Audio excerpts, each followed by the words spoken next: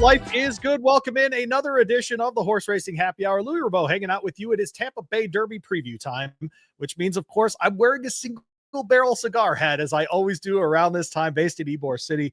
The tobacco, all of it from Nicaragua, hung in those used bourbon barrels right there in Ybor City, rolled for you, placed in their individual tubes. Leave them in there a little bit longer with the extra bourbon char for a little extra bourbon flavor. Go check them out on their socials at Single Barrel Cigar Co.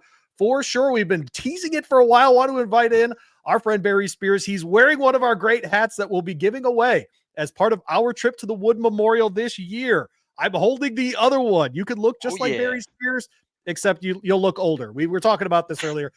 Barry looks like he's still 25. It bothers all of us. Barry, welcome in. You got to be starting to get... He's over 21? No, he's not. Barely. No. Barely. I mean, Barely. Isn't it amazing? I have all this life experience and I just turned 24. Life experience. How is this happening? That's what we call it, life experience these days. So come hang out with us. Why not? April 5th, we'll be up Ozone Park, hanging out at Aqueduct Racecourse for the Wood Memorial ahead of the Kentucky Derby. Of course, my schedule personally, by the way, if you want to come find me at any spots, Jeff Ruby Stakes, March 22nd, I'll be on Long Island for the Wood Memorial. The next week, I'll be at Keeneland for the Lexington final of those Derby preps. We're going to welcome in a new friend of the show. His name is Chase of Oakland on the Twitters and all the things, the SGPN, and all of the great things, the Notorious OTB podcast he does with Barry, 708 days a week. How about that? Not too bad. Chase, how are you, man? How's Arkansas? Man, it's Arkansas, but I'm doing well, man. I'm doing pretty good. It's beautiful around here, starting to turn into spring. The racing's picking up at the home track. So yeah, everything's good. There you go. Fun stuff coming up, of course, at Oakland. We'll have preview shows for those coming up in the coming weeks, of course, ahead of the Arkansas Derby, which they now run for $22 million. Thank you very much, Arkansas. It's pretty incredible. All right, so we're going to talk Tampa this weekend, but of course, we're talking Derby Trail. So let's get into some of those replays to start the show here. It's already been 6 days since these races, but we'll start in South Florida with the Fountain of Youth. This was a tough one to handicap. A week ago, I talked with Brian Nadeau, sets the morning lines at Gulfstream Park on Rabeau & Co. here on ESPN 680 in Louisville. And he just didn't know what we were going to get from Sovereignty. Well, he answered all the questions with this one. Comes out of that Kentucky Jockey Club and runs this race down there. Pete Aiello on the call. This is from Gulfstream Park's YouTube page. Between horses and Sovereignty tries to motivate himself. He's underway now. The blue colors. He's within 8 lengths of the lead through 3 quarters and 110 3. Neo Equo stretching out River Thames. Sovereignty warming to the task for Alvarado. He's on the far outside into third. Gate to Wire finds his best stride. Burnham Square's bid is stalled as River Thames has made a clear lead. Off the turn and the stretch drive in the Fountain of Youth, and River Thames, he has the lead by 2 with his 16th to go. Sovereignty begins to get on track, but time is ticking away. River Thames almost there. Sovereignty gonna dive at him late. Here comes Sovereignty! No one quite doesn't like our guy, Pete Aiello. I'll tell you what, man, just a total gift in our sport. What a great call there. Sovereignty getting up to clip River Thames, who was my pick going into the race, Barry. I didn't see anything here to jump off either of the two horses that were at the front there. I thought an overwhelmingly positive performance for a guy off the bench in Sovereignty. We've seen historically, Barry, how important it is if you want to win the Kentucky Derby to win your debut as a 3-year-old. We get that with Sovereignty here. Yeah, very good performance. Not what I expected, but I only want those 2 out of that race, the top 2. I really do want River Thames a bit more. I think that horse ran a winning race that day and just got run down. I mean, that happens, especially when they're younger type horses like this. And worth noting that, for the Gallop Out fans, River Thames galloped out further and faster than Sovereignty. So that might be of note. Yeah, no, I thought a really good performance from him, especially trying the 2 turns for the first time. We've seen Pletcher do this before, Chase, but coming out of this kind of race with a Sovereignty with this River Thames, obviously the distance questions are going to come about. I think less with Sovereignty and those sorts of things. River Thames, you worried about the distance with him, or do you think he can get the 10? I think he can get the 10. I mean, the way that he held on for the entire distance of the Fountain Youth, it seemed like he was still finding. I mean, you get, like Barry said, you get nipped by other horses, but they were, the horse was still finding. I think that the horse has the heart for 10, probably. Yeah, the part of it is what you just said, which is if you lose by a head in a race over a mile and a 16th, did you really do anything wrong? Especially we're talking about 110 over 5 furlongs for the split there. That's a fast race. The Derby's probably going to set up at that kind of speed, 110, 111, something like that. We always think there's not going to be a horse that rabbits out in 22 or 46 or 40, 45, high 45s or something. There always is, right? So a horse like Sovereignty, frankly, could sit in that mid pack. Only thing I ever worry about, Barry, with the running style of a Sovereignty, for example, is you get in a 20 horse field and you end up in like 15th or something. There's a lot of work to do. A ton of time between now and the first Saturday and May to get this horse more primed to be, say, in mid pack or even more close up than that. But any concerns about Sovereignty being too far back? Yes, absolutely. I mean, things, other horses that come to mind are Materiality. I don't know if you remember that horse a few years back. Man. Took a lot of money in the Derby and wasn't really ready for it. And I'm not sure that's the case with Sovereignty, but it kind of gives that sort of feel. So we're going to have to see what happens from this point going forward, just to make sure Sovereignty is legit, and if that horse can kind of keep up closer in a further race. I say all this, Chase, and we had a 3-way photo finish between 3 horses with different running styles last year. Mystic Dan very much near the front. We had Forever Young in the mid pack, and then a horse of the talent of a Sierra Leone deep closing. It doesn't rule a Sovereignty out by any stretch of the imagination, certainly. But any concerns for you on not distance, excuse me, but just, running style? So, I mean, you pointed out something, which is when you bet a closer, you're not only betting a run style, you're betting on a horse's luck as well, pretty much. And I can really, think the same thing. I feel like this is a plus for the Sovereignty Pro column, though, which is, in my mind, when I think of these 2-turn races at Gulfstream, I don't really see horses that make that wide run and have that long sustained run actually get all the way up. So I feel like maybe that horse gets a little bit more credit for that going into it. It makes the win a little bit more impressive than just by like a head. Yeah, especially at the mile and a 16th once we get to that Florida Derby. I think if we get Barry a Sovereignty out of a Florida Derby win, for example, or a River Thames out of a Florida Derby win, I would put them maybe not as the favorite. I think we might see the favorite in the next highlight here, but at least in the top 3 or 4 of the betting in the Kentucky Derby. Yeah, absolutely. Usually the winners of the Florida Derby, the Louisiana Derby, the Bluegrass, and usually the Wood Memorial are kind of like the top 4 choices anyway, just off There you go. tradition alone. But we're gonna have to see what happens, especially in the. So let's head out west. We will head out west and hear Frank Miramati at Santa Anita Park. This was the San Felipe over the last weekend. Half the field from Baffert. No matter, journalism takes the top spot in the San Felipe. Starts to sprint for home. Stablemate Rodriguez trying to make it interesting in second, and Journalism 4 off the pace in third. They're followed by Smooth Cruisin' and Mellencamp. They're a quarter of a mile from home, and Barnes is widening. Journalism now swings into action on the outside. These are the 2 as they come to the 8th pole.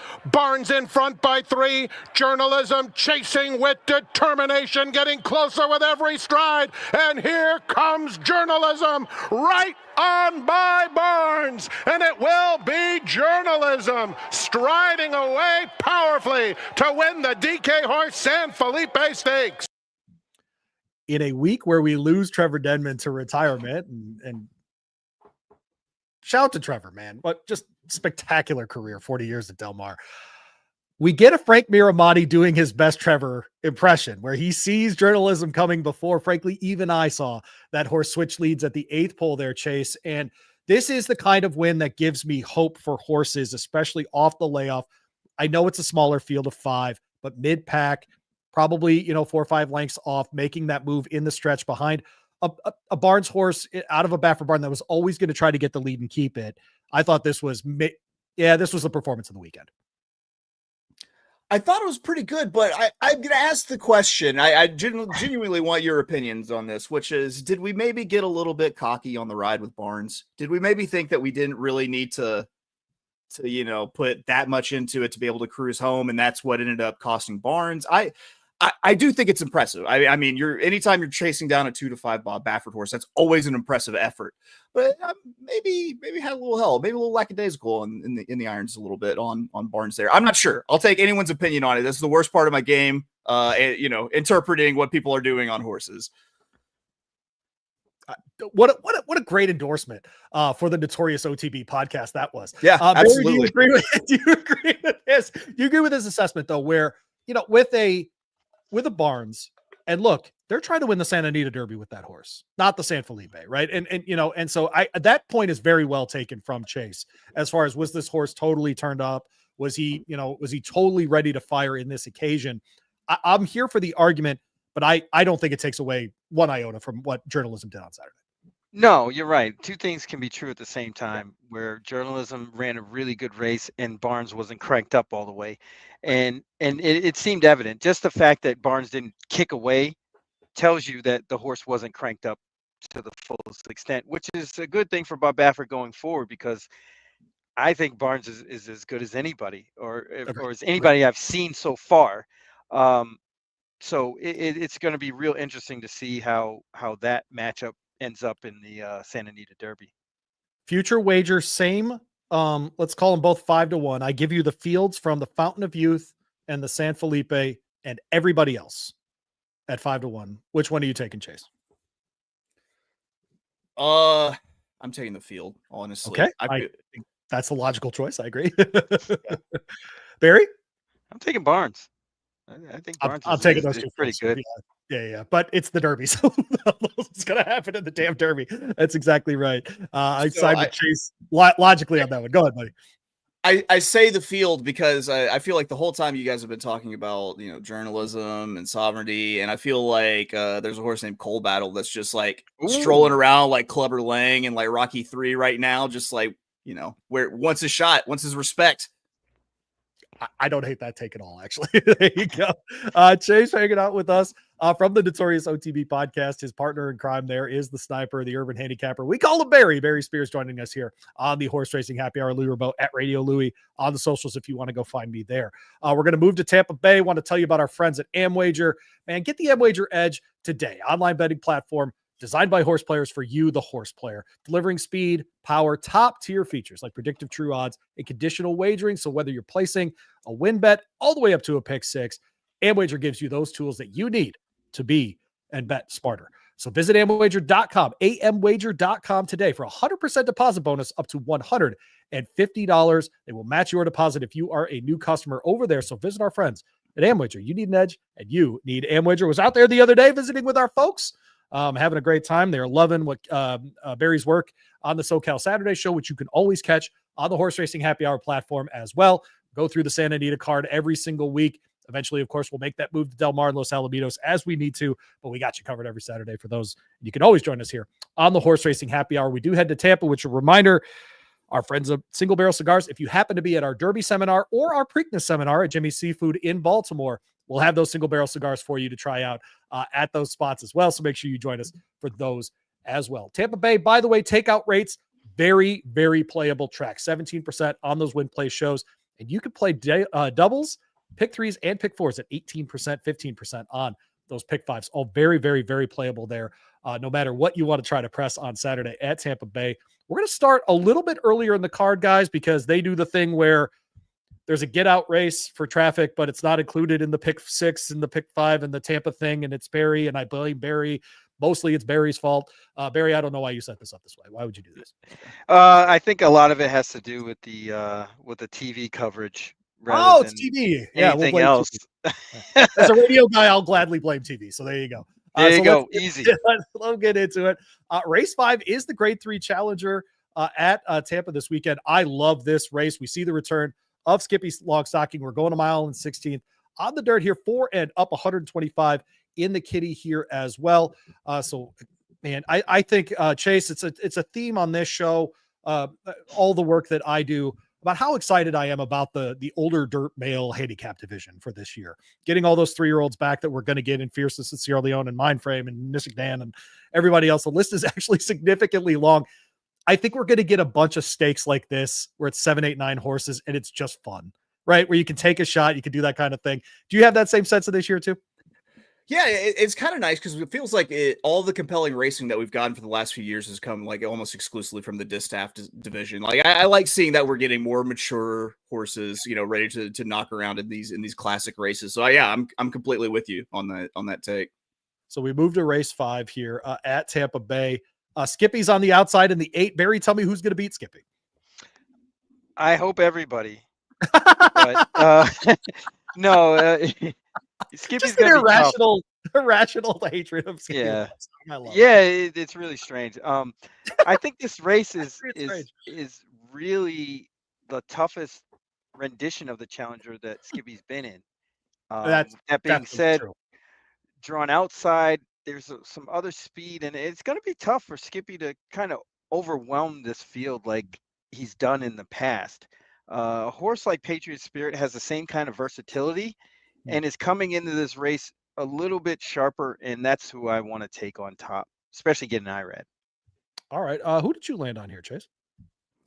Yeah, I'm actually with my partner here. I think the horse that blows up the Challenger stakes is the 5 Patriot Spirit, 6-1. I mean, I have a feeling this horse might end up on the lead on its own and really be able to kind of slow this thing down. Plus, I mean, it's a Kentucky Derby prep weekend. You know that track's going to be scraped down for speed, which Tampa also already kind of promotes speed. So I think the Patriot Spirit's in a great spot. You're going to end up having to pay the IRAD tax a little bit, and you're also going to have to trust IRAD on your horse on the front also. So that's where does the juice more the squeeze sort of thing comes from there. But I do like Patriot Spirit quite a bit in that spot.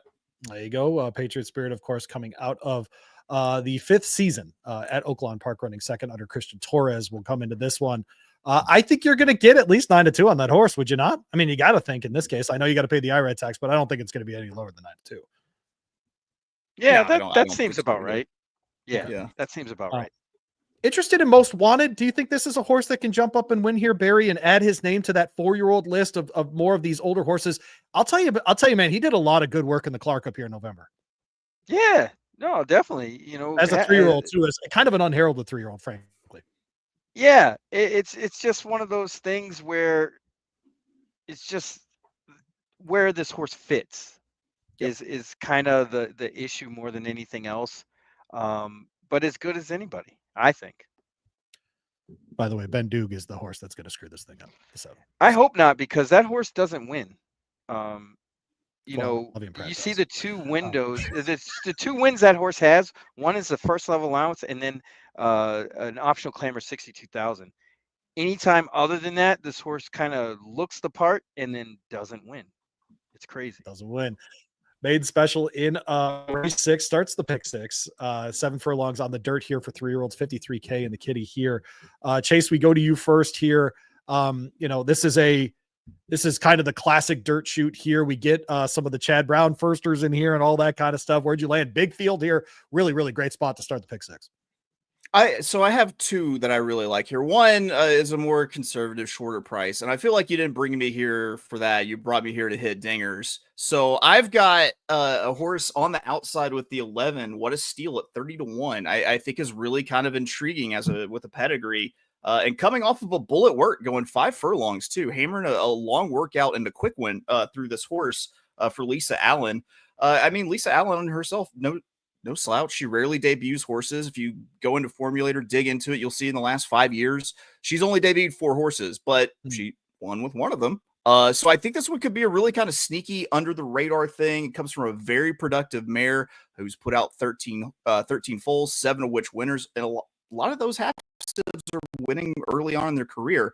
And then I'm always a sucker for Go Dolphin, because that my Dolphin, as I like to say. I do like to play Del Mar in there at 9-2 along with them, but it's the 11. What a steal at 30-1 that I'm really excited about.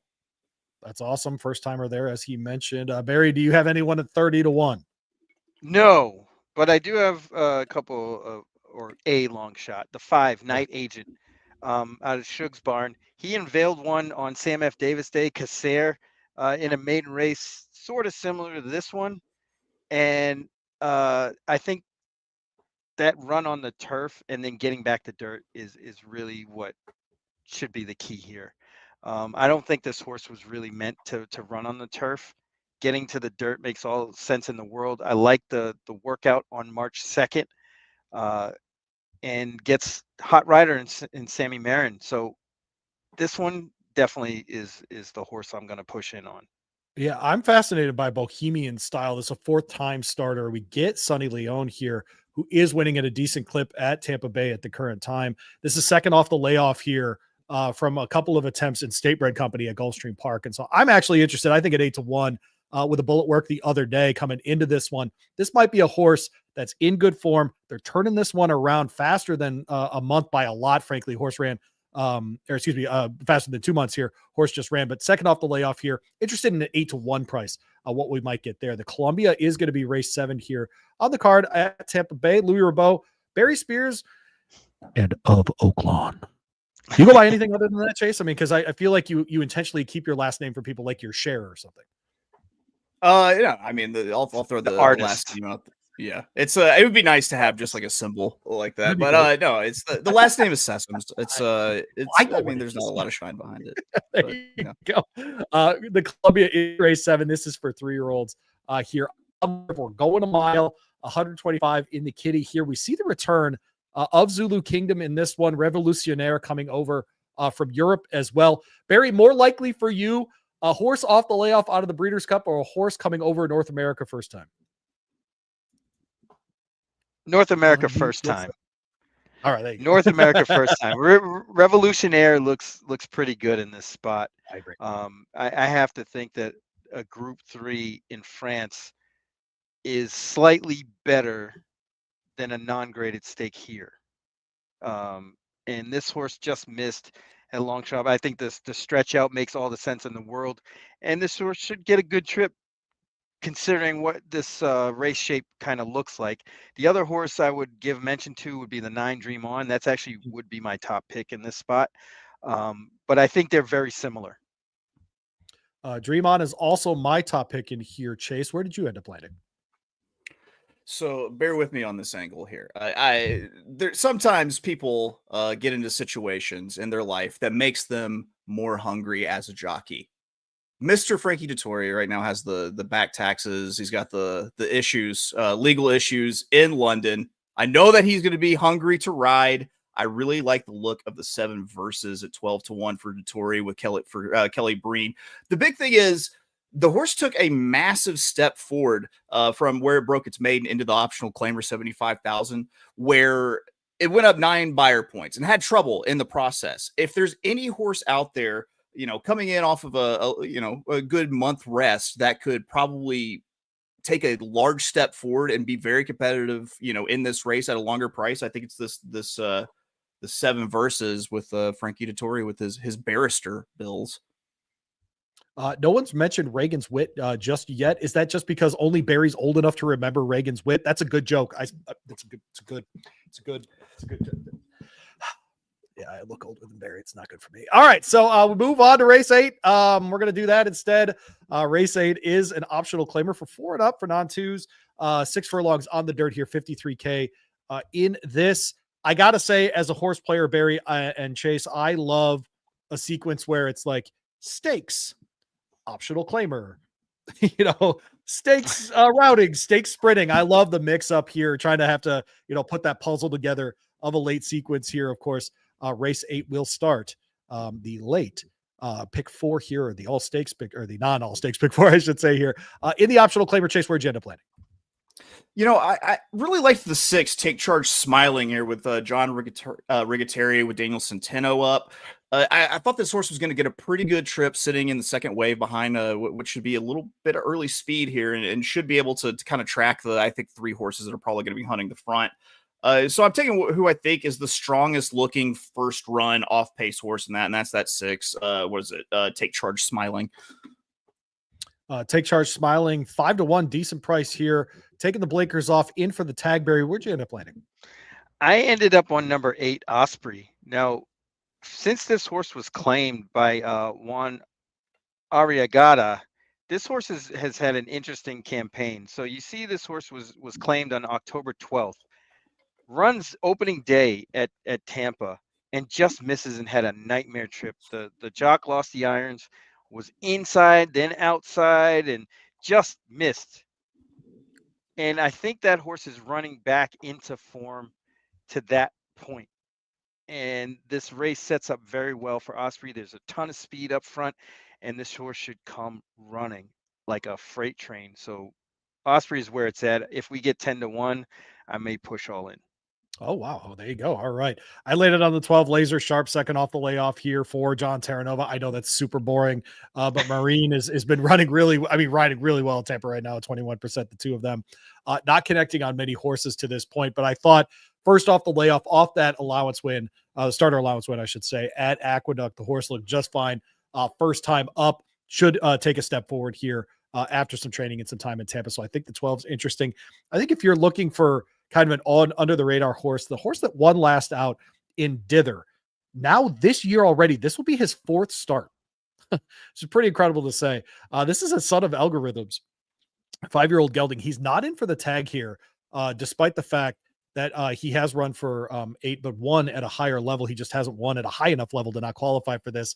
Last time he was in this kind of company, he won as well. I know I just gave out a 3-1 and a 4-1, and those are boring, but hey, we can go skinny in any part of this ticket. I'll take it for sure. The Hillsborough, believe it or not, is the highest graded race at Tampa all year. It is a grade 2. It's on the turf there, 1 1/8 in the chute there. They use every single bit of the chute and one of the great turf courses in America there at Tampa Bay Downs. Fillies and Mares 4 and up in this one, $225,000 on the line. And we see the usual names in here, Chase, between Chad Brown and Graham Motion, of course. Got an interesting thing that's been happening recently, Chase, in the Motion camp, which is an influx of horses coming from South Africa and South African breds. We get a 7-for-7 lifetime horse here. Worth mentioning to listeners of this show. She's listed at 6 years old. That's because of the Southern Hemisphere thing. She's really 5 years old. She was a 3-year-old champion in South Africa. This is her first start quote as a 5-year-old, but really it just for calendar reasons starts as a 6-year-old here. Chase, where did you land in the Hillsborough, man? I love this race. All right, so first I want to say it's nice that all the mornings of degenning turpentine in South Africa finally coming into play is pretty nice. Feels pretty good. Very validating. I don't know. I picked out 3 horses in this race that I feel like would be extremely valuable on horizontal tickets, but also, I mean, still with some pretty strong horses here, still probably pretty valuable underneath in verticals as well. I like the 1 Sparkle Blue from the rail for Graham Motion, as you mentioned. The 9 Eternal Silence, 20-1. Clement, he's got his boy Rosario up. They seem very, very deliberate with where they're starting this horse. You look at the workouts, and it looks like one of those situations where maybe this horse has been worked for months to punch a hole through the sound barrier in this start. And so I really think that one's worth it at 20-1.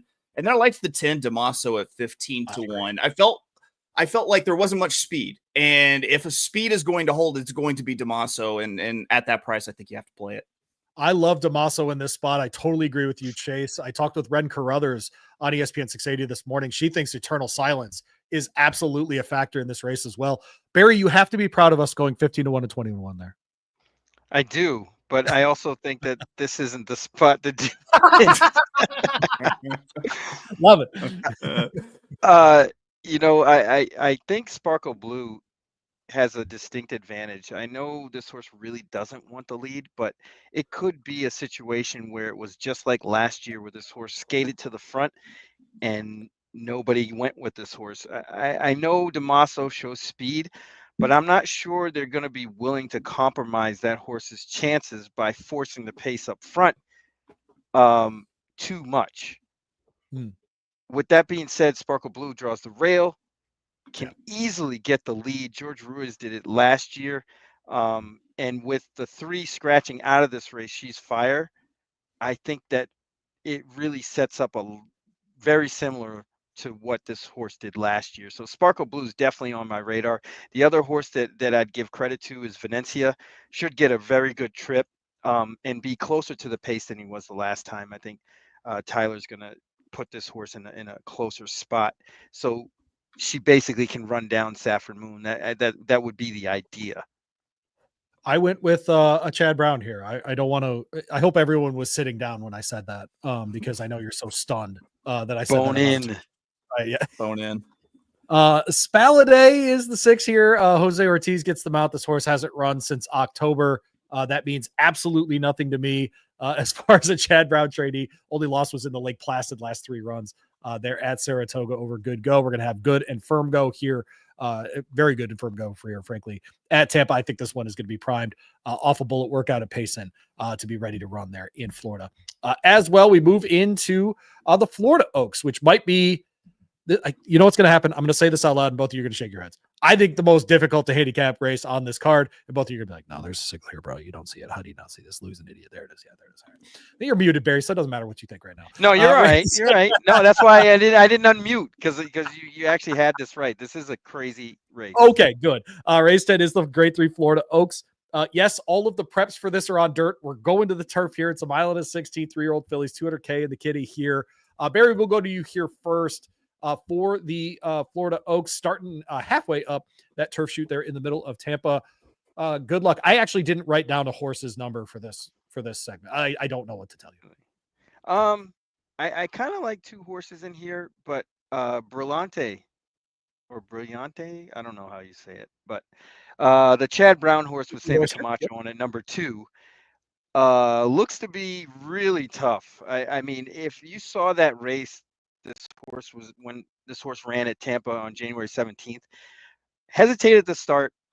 I think it was a starter mishap. The starter visibly made like a gesture after the gates opened.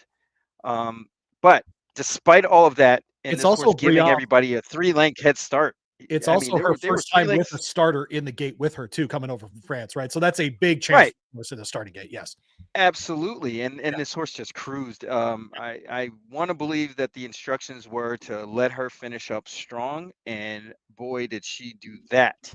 And it sets this horse up for a good run here. I think they know that this horse fits class wise, and at 10-1, getting an off-brand quote unquote jockey, basically a local hero, makes all the sense in the world and should get the price on top of all that. And then the other horse I would give mention to is Smart Union, probably better than what this horse actually looks like speed figure wise on paper. But the only horse that really beat this horse is Savetta, who's very, very good in the wait a while. And after that, this horse kind of handled a couple of decent fields. This one is very tough, but can work out a trip. Danny's very good on riding on that turf course. We'll call him DJ Sniper. He's on the 1s and 2s. What say you, Chase? You know, I have a horse that I'm so confident in the Tampa Bay Derby that I really thought that the best way to play this was to double into it out of this race. And there were 3 horses that I wanted to use in doubles. The most exciting one is De Lorraine for Godolphin, because that's my Dolphin. And I know it's the Owen Hardy Godolphin. It's not like Chucky Apples and Billy Buck coming across the pond or anything. Whoa. Hang on. Name drops. No, it's needless besmirchment. Why are Owen Hardy's catching strays on this show? What are we doing? What are we doing, Owen Hardy? It's not besmirchment. I'm just saying, like, if we were to compare numbers, compare stats, Charlie Appleby, Bill Mott, Brad Cox. My man Hardy's got 2 on the Derby Trail. What we do? Oh, no, dude. No. I'll put it up again. Everybody drink. Needless besmirchment. Everybody drink. I'm not here. How could you dislike someone who spells Owen like that? Come on. He's good. He's good people in my book. But I like his horse here in the Florida Oaks. I mean, you have to take a chance here to get this price and to bet this horse, and that the chances that this horse really will take to turf like it showed that it would in that $75,000 optional claimer at Tampa back in December. If the horse indeed does take to turf and is trending up like we're seeing with 3 ascending buyer speed figures, then I think this is a real wild card that you have to play. Because I mean, it's not like these candy ride babies are terrible on the turf by any means, and you've got a little bit of turf pedigree on the other side. So, you know, the other horses were pretty easy to get to. The 7 Opulent Restraint. I mean, how can we not put that horse on the ticket? And the 9 Nitrogen, of course, who looked, I think probably your most likely winner. But I think you take the shot with De Lorraine there, quite honestly. If I'm using a local that's run at turf, at Tampa before, I'm looking at the motion Irad Ortiz combination on Pretty Lavish the 10 here. Especially if I can get 9-2, 5-1, that kind of number coming out of that race. This is one of those where you watch a maiden race and you see a horse just look lost for a little while, like they're kind of looking around like, oh, I'm in a race instead of just training, something like that. We're all going the same direction. And then goes, oh crap, I got to get going, and goes ahead and wins in that spot. And it's a classic Irad dilemma, which is he going to kick it on in time for this horse to find a path forward? And so I do wonder with that one, if she's going to have a chance moving forward. Ren gave us Celtic Motif this morning. Ran last time, is still a maiden, has hit the board 4 times in 5 runs. And she essentially said the horse really liked going left-handed here. And so, if you look back at this horse's runs, second time ever, goes left-handed over the 7 furlongs there at Nos, and then comes back at Gulfstream Park stateside first time, keeps, and with Tyler, gets Frankie here. And if Chase is right about motivations, I'll take 12-1 on a horse like that. Funny enough, you speak about that horse. I would take the other one out of that's in this race, the 5 at 30-1, Love You Anyway. Right. Ran basically the same race, was wider, and finished stronger. Oh, and Rusty Arnold's second start is the angle with him. It's not even a question, especially like you get to Ellis in the summer with 2-year-olds. Rusty Arnold's got a second timer. Forget it. Don't even bet it because you're not going to get any money. I mean, he's that good. And so, I don't hate the Owen, especially there. I do not hate the George Weaver or George Arnold, second timer. I think that's a really good. Yeah, I wouldn't blame anybody for taking a flyer on that horse in this situation, because this is a wide open race. That horse ran really good despite what it may look like on paper. And if you're gonna take the 11 at 12-1, you have to like the 5 at 30-1. We play a game on this show, Chase, with all of the biggest races on Saturday, where we play a buy or sell, essentially. Okay. And you tell me if you think a horse can win or if they're very unlikely to win. Okay. And in honor of our friends at Single Barrel Cigars, we're going to say if they win, it's a cigar. And if not, close, but no. Okay. And so we will play cigar or close, but no for the Tampa Bay Derby. It is 1 mile and a 16th on the dirt course there at Tampa Bay Downs. $400,000 in the kitty, of course, for 3-year-olds, and 50 points to the winner toward the Kentucky Derby. Guys, this has been a really fun route through Tampa this year. A bunch of 3-year-olds who are a lot of fun. We've seen some of them in the sprinting races, in the Pasco and other things. Now we see different ones in the route race here in the Tampa Bay Derby. The return of Owen Almighty, of course. Chancer McPatrick coming back out of that Breeders' Cup Juvenile, and everybody's favorite, apparently, in Patch Adams coming out of that Southwest last time out. We'll go horse by horse here. We'll start with number 1, Chase, in Owen Almighty. Cigar or close but no? I'm going to go close but no. Okay, Close and why but is no. that? Moving the wrong direction. Took a step back from the Pasco to the Sam F. Davis. I understand you were dueled and outkicked last time, but I don't know. I feel like the Pasco might have taken a little bit of the starch out of Owen Almighty. So I'm saying close but no. Cigar or close but no cigar on Owen Almighty? You, Barry Spears. Cigar. That horse is excellent. Has not run a bad race yet. And I don't think it's going to happen here either. I think Owen Almighty stands a good chance just because of the race dynamics where there's really not that much speed in here. And this horse is intent on not going to the Derby, which is another plus, that they're probably going to be really trying to win this race. And makes a lot of sense here. I think 1 mile and a 16 makes a lot of sense. I'll go cigar. If this were another prep, 1 mile and an 1/8, we go to Louisiana, 1 mile and 3/16, he would be a close but no for me. 1 mile and a 16th, I think, is exactly where they want him at. I expect him on Derby Day to be running in the Pat Day Mile, not in the Kentucky Derby. The 2 horse is Chancer McPatrick. I'll go first here, Barry. If you were just playing form, if you were just playing talent, I think you would put this horse on top. I will go cigar because I think no one sitting at this table, virtual table, will be surprised if he ends up winning in this spot. I will go cigar on Chancer McPatrick. Barry, what say you? I'm going to say close, but no. I think Nice. this horse is one race away. It's really tough, the dynamics of running at Tampa Bay Downs. It's really hard to close. And I don't think this horse is going to get a good setup in general. That being said, it's not like this horse couldn't just overwhelm these horses. And if that does happen, I'll be okay with it because this horse is going to be a short price. But I still think that this horse is one race away. Chase, what say you about Chancer McPatrick? I say close, but no. And I think the reason is the horse lost the race whenever they took entries, because this just doesn't shape up for Chancer McPatrick at all. With, like Barry said, there's a pace dynamic that's definitely against Chancer McPatrick. We're on a surface that doesn't really seem to elevate deeper closers. I say close, but no, it's just not the spot. I'm going to guess that I know exactly what they're about to say about Hill Road, who danced around on the track at Del Mar before realizing he was in the Breeders' Cup Juvenile last out and finished a very game third. We've seen the horse ahead of him in Citizen Bull come back, obviously just fine as a 3-year-old. Barry, we go to you first here. Cigar or close, but no on my pick for the Tampa Bay Derby in Hill Road. Cigar. I think this horse is going to be more forwardly placed. I'm not really sure what happened on Breeders' Cup Day, but I think this horse is going to be into the race a lot earlier than he was in that race, and that will make all the difference, because I don't think this pace is going to be all that lively up front, and Hill Road might fall into a great trip just by being closer to the pace.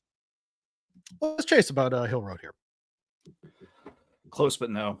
Close to say exact same problem as Chancer McPatrick with Hill Road. Is you're going to be sitting, if you're sitting 8 lengths off of the early pace here, you're not going to win this race. And I feel like that's the exact same move that Chancer McPatrick is going to put down. I mean, I wouldn't be surprised if some Chad Brown stuff happens and Chad Brown wins, because I've lost to Chad Brown a lot playing horses. So, but I say close, but no for Hill Road. Chad Brown, of course, Eclipse winner for Top Trainer last year in 2024. We move on to the four horse here. Name for Brodeur. Do you know who Brodeur is, Sniper? Absolutely. I'm from New England. I know hockey. A little Marty Brodeur reference here. Right. And not by Dub O'Neill, which is unusual. Yeah. I always think of hockey names being in the O'Neill barn for whatever reason, Nyquist and whatever else. Yeah. We go to Brodeur 15-1. He does come out of the wet, fast win at Oaklawn before that one over the mud at Oaklawn. Isaac Castillo not making the trip. Jose Ortiz picks up the mount here. I think, guys, not close for me, the most difficult horse to handicap in here, because we're not going to have those conditions whatsoever. This is very clearly a horse with speed, with the ability to get the front and keep the front if he needs to. I'm going Cigar on this one, because I think he's at least part of the equation at the end of this race. Even if he gets run down, I expect this horse to be part of the exacta trifecta, whatever kind of play. Chase, how do you feel about this guy? You know, you might have kind of like maybe talked me into Brodeur a little bit. Because I mean, it's a question mark. It's the running style more than anything else. But you could make the case, because it was sloppy, he could get out front, nobody could pass him. I wouldn't be mad at any of those kinds of analyses. But he's willing to get the front, and that's all I care about 3-year-old races in March. Like, if you're willing to be the winner, great. Let's just run with that. So many of these Kentucky Derby preps are won by the exact same kind of horse, which is forwardly placed, high cruising speed. No one else can keep up with him. Boom. Brad Baffert, Brad Cox, they've all made careers out of it. And I do think it's the most probably intriguing horse. But then you see Nyquist, you see 2 for 2 in the wet, and you really have that question. I'm going to say Cigar. I'll say Cigar there, because there's not going to be a ton of speed. I'll say Cigar. Barry, why do you not like this horse? As you know, this is definitely a close but no. If you look at this horse's first race against Guns Loaded, he wasn't even close. And then rips off 2 straight wire-to-wire victories. I'm just doubting how fast this horse is in compared to these type horses. Owen Almighty is way better than really what they're giving him a chance for. And he's quicker than Brodeur. But there is a situation where they might let Brodeur go just to time the horse. So we'll see. It's going to be interesting to see how, Flavin Pratt, for example, kind of rides this race, because you don't want to get too far back. And honestly, Chancer McPatrick doesn't want to, dead close from like 30 lengths, because it's never going to work. So it's really going to be interesting to see where the placement is for a lot of these horses. Another horse who will try to come from off the pace is Filoso. That'll be the 5 horse here, Son of City of Light. Throwing the blinkers on this one is Chad Summers. Man, I wish for our game, guys, that Chad Summers had better horses, because he's one of the damn finest That's my interviews guy. that podcast or radio guy could ever do. He talks bleep. He's fantastic. I really wish. Look, if I'm rooting for a horse this weekend, it's Filoso, because I want him up here. I want him backside Derby week, Tuesday morning at 10:30. I'm crushing a cigar doing radio, and he's like, yeah, I'm sitting down with that guy. That's what I want. This is what I want, people. I'm a very simple man. I just want to smoke cigars and talk to Chad Summers. You understand me? I'm a simple man this way. I really hope this works out. I'm going to go close, but no. What's you, Jason? Yeah.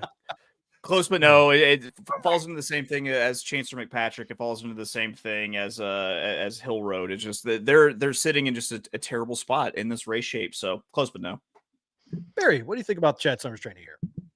I will say close, but no, with a caveat. If Chad is wearing the creamsicle suit that Chuck Simon used to always get on his case about, it could spell that this horse is going to run a huge race. So if he's wearing that creamsicle suit, I'm going to tweet it out and, do with that information what you will. You heard it here, folks. You heard it here from the sniper himself. Naughty Rascal will be in the 6 hole. The local connections here, the Bennett Barn and Camacho, of course, they did run in the Davis, trying 2 turns for the second time there on the dirt, or excuse me, in general. The other time was over the mile turf course there at Gulfstream Park. This horse ran really well in the Pasco. I think we're finding out this Son of Rogish is actually a sprinter, Barry, and I think he'll live much of his life doing things in, running races in Florida as a Florida bred, able to handle that kind of situation. Appreciate him being in here, because 7 horses means full points for the Kentucky Derby Trail. But Barry, close, but no, or a cigar here? Close, but no. This is a hard knocking horse that has a real future in the state bred ranks. Because there's a state bred day at Tampa in March or April that this horse would be perfect for. And I think that's what they're going to probably shoot for. Giving him a shot here does make sense. I mean, I would too, given his body of work, but close, but no. Just as Dave's by Smarty Jones, Dad's by Into Mischief. It's the breeding's at least there to go 2 turns. He just doesn't seem to want necessarily to do it. Chase, where did you land on him? You know what? I'm going to say cigar here. And the reason I'm going to say cigar is I think that this horse is going to be sitting the perfect spot, first run at the early speed. So if they're just not good enough, they don't have it on the front. This is the horse that's going to have all the shot in the world to make the move entering the stretch. Also, you can ask Barry, and he will confirm this is true. Yesterday, I invented the word rascaltudinous, which is going to change the game for rascals and scamps. Also, rad dudes with attitude will be impacted. So this is just, yeah, there's all sorts of vibes going on here. So I will say cigar to Naughty Rascal. You're a strange man, Chase. This is a close but no for me. We move on to the final of the field.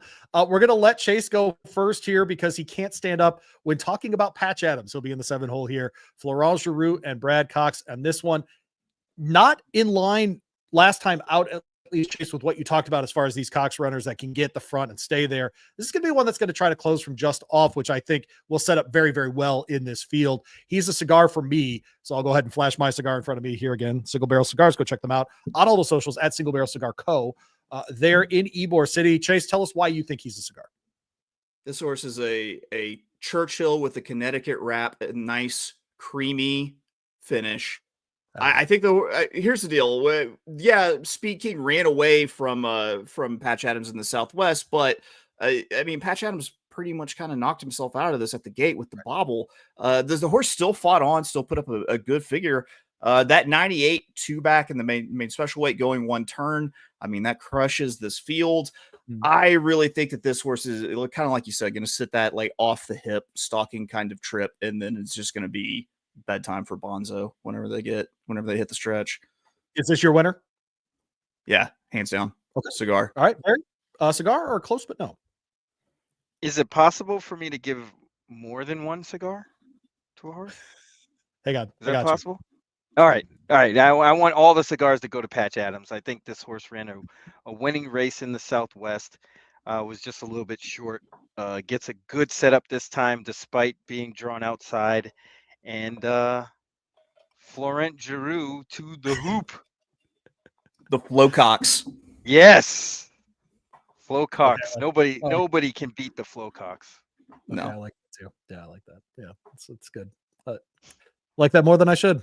I also wrote cigars in all caps for you because I like you, Barry. How about that? Not Thank real you. proud of that, but these are things. Yeah, how about that?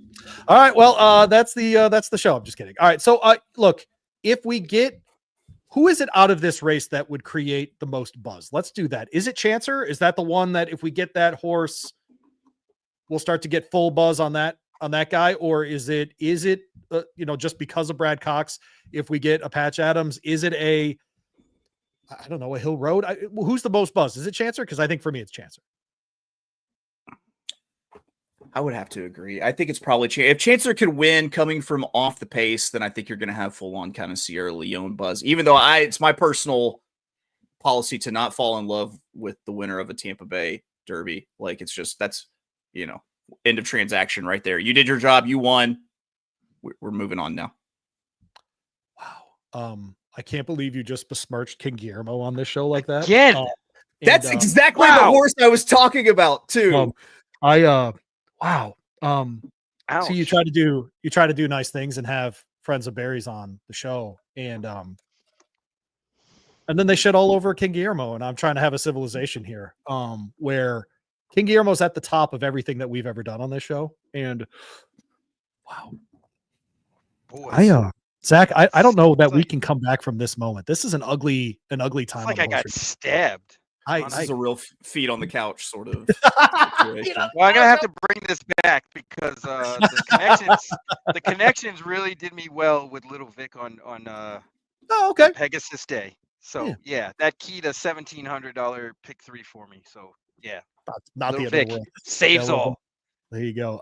The Victor Martinez jumping over the sofa when the horse ran, what was it, second or third in Louisiana Derby, something like that, stands out as a really cool moment for sure. So hopefully we'll get more of that kind of stuff. Do you have a Derby favorite right now, guys? Did we see them last weekend? Maybe a journalism, maybe a sovereignty, something like that. Barnes, I know one of you mentioned at least. Is there an actual Derby favorite? I think we've seen them. I really think Barnes and River Thames right now are heading the class. Okay. Chase? I don't know. I'm not sure if we've seen them yet. I feel like somebody's got something under wraps somewhere that they're going to drop on us, in mid-April. And it's going to be like, okay, things are a little bit different now. I just, I know with what I do, I'm supposed to have like a who's my Derby horse take, but like I'm such like a slave to pace setups and everything that like I need to see everyone together before I really feel like I have my Derby horse. There you go. All right. Well, he is Mr. of Oaklawn and Mr. at Urban Handicapper. You can catch them on the Sports Gambling Podcast Network with the Notorious OTB pod. How many? 5 days a week now? 6 days? What are you guys doing? 5 days. Five. Love it. It really is. And look, if you're like me and you just want a spot play at Mahoning or just want a spot play at Fairgrounds or whatever it is that is running that day, these guys will get you hooked up. They are very, very near the top of horse racing. If you just search horse racing on Apple Podcasts, they're doing a great job putting out content. So make sure you get in with Chase and you get in with Barry, especially look, what part of the backbone of our sport are those midweek tracks, right? And I get to do a bunch of work up in Indianapolis, and I love those folks and the horsemen up there and the program in Indiana now. And obviously, you talk Mahoning and Thistle and those kinds of places. Those are really the backbone of what we do. And so many of our best horses have come out of those midweek allowances and that kind of stuff. And so hopefully people are able to follow along there. And you can do that with our friends at the Notorious OTB on the SGPN. Chase, man, really good to have you. I'm sure we'll have you again. Tell people again where they can find you. Yeah, you can always find me being abrasive on Twitter at of Oaklawn. That's like OF and then Oaklawn like the track. You can follow the show at Notorious_OTB because I was paying more attention when I made that handle. And then you can always follow me on Instagram at Wolf of Oaklawn, where I am the most influential AI artist on the planet. There you go. It's like Banksy for AI. This guy. Yeah. Banksy of AI. I would have to think about that for longer than we have left on this show, but I don't hate it like at all. But yeah, it's good. All right. Well, Chase, I do appreciate you, man. I know we last hung out over Travis weekend, and you gave us fierceness, by the way. So that was a nice show over there on the old Sports Gambling podcast network. So go check those guys out for sure. You can catch me and Barry every weekend on SoCal Saturdays as well. Everything presented by our friends at Amwager. Get in with that. And of course, we're going to be doing the giveaway. So be watching at Horse Happy Hour on Twitter. Come follow us. We're going to give away Barry's hat for the Wood Memorial this year. Sorry, Steve Kornacki, you can't have that one. Chase, Steve. Barry. You know what? He can, Oh, but we're going to have to negotiate. So we're going to have to talk. Fair enough. We're going to have I told a little you, sidebar. If we get Kornacki in a flat bill, I'm retiring. We're done. I'm out. I think that's our mission, right? Isn't that a mission? On with my life. If I get Kornacki in South Ozone Park in a flat bill, maybe I should bring my my nice chain too, so he can rock the 10 G's around the neck. There's so many things that need to happen now, and the nice chain comment just took us to the level that we need to be at. That's it. That's the level we need to be at. That's it. Buddy. Up high. That's it. Up high. You get it. Racing the bar of the Horse Racing Happy Hour. Barry and Chase, thanks, guys. Appreciate you very much. Thank you, man. There we go. All right, get Chase out of here. Louis Rabeau, wrapping up the day. 3 shows today. Really appreciate everybody hanging out on the different platforms of all the work that I do. You can catch on the podcast. We will have on the podcast, we'll have the SoCal Saturdays. We'll have this show as well with Chase and with Barry. And of course, you'll catch my interview on the podcast network with Ren Carruthers ahead of the Tampa Bay Derby tomorrow as well. Got you East Coast. We got you West Coast, of course, here on the Horse Racing Happy Hour. Zach, I pray to God that you are there and that you can get us out of here. So go ahead and play the music. That's it.